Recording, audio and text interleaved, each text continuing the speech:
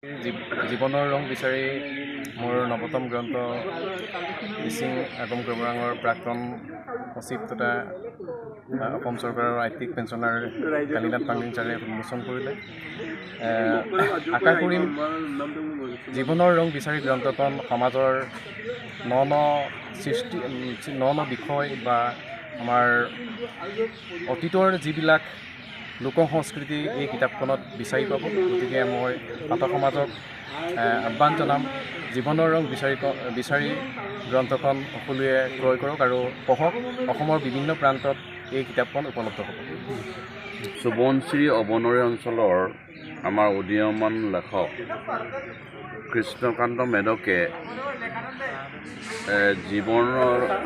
জীৱনৰ ৰং বিচাৰি বুলি কিতাপ এখন আজি আমাৰ শ্ৰদ্ধাৰ কালিনাথ পাংগিং দেৱৰ দ্বাৰা উন্মোচিত হ'ল।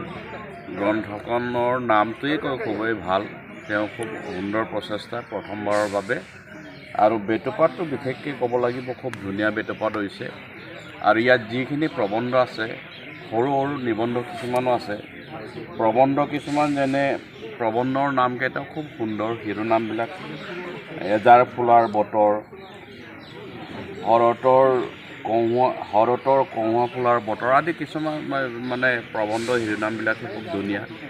মই ভাবোঁ এই প্ৰবন্ধখিনি খুব সুন্দৰ আৰু পাঠকে নিশ্চয় আদৰি ল'ব। আৰু মই যুৱ লেখক কৃষ্ণকান্ত মেধকৰ উত্তৰোত্তৰ কামনা কৰিছোঁ।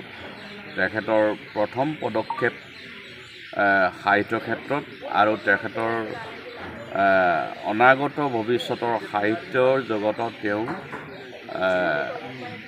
তেওঁৰ নাম কৰক, প্ৰতিষ্ঠিত হওক, এই শুভকামনা কৰিছোঁ মই। ঠিক আছে, থেংক ইউ।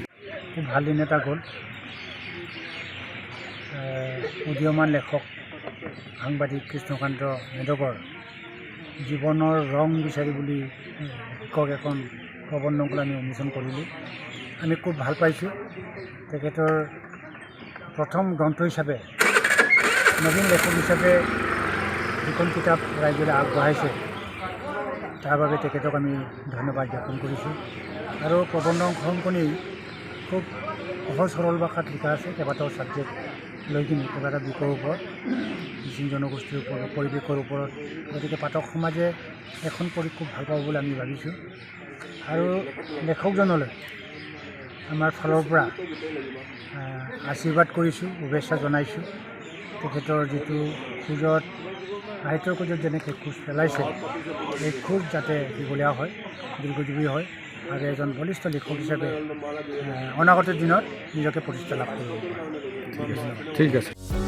যিকোনো খবৰৰ বাবে যোগাযোগ কৰক আমাৰ এই নম্বৰত 9181 307 221।